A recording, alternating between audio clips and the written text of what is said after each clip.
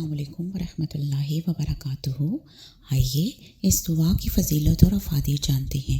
یہ دعا کب، کیسے اور کہاں پڑھنی چاہیے، اور اس دعا کو پڑھنے کے کیا فائدے ہیں۔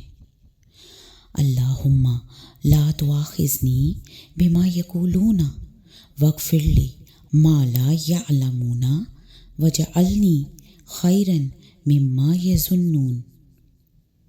اے اللہ، میری اس وجہ سے گرفت نہ فرمانا جو یہ لوگ کہہ رہے ہیں، اور مجھے معاف فرما دے جو یہ نہیں جانتے، اور مجھے اس سے زیادہ بہتر بنا دے جو یہ میرے بارے میں گمان رکھتے ہیں۔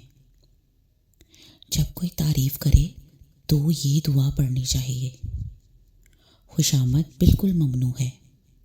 خوشامد نہ تو کسی کی کرنی چاہیے اور نہ یہ وش رکھنی چاہیے کہ کوئی ہماری خوشامد کرے۔ ہم کئی مواقع پر دیکھیں گے کہ رسول اللہ صلی اللہ علیہ وآلہ وسلم کی تعریفیں کرتے ہوئے لوگ صحابہ اکرام نظر آتے ہیں، لیکن وہ تعریف حد کے انداز میں، حد کے اندر رہ کر تعریف کی جا سکتی ہے۔ ایک صحابی نے یہ سوال کیا تھا کہ اے اللہ کے رسول صلی اللہ علیہ وآلہ وسلم،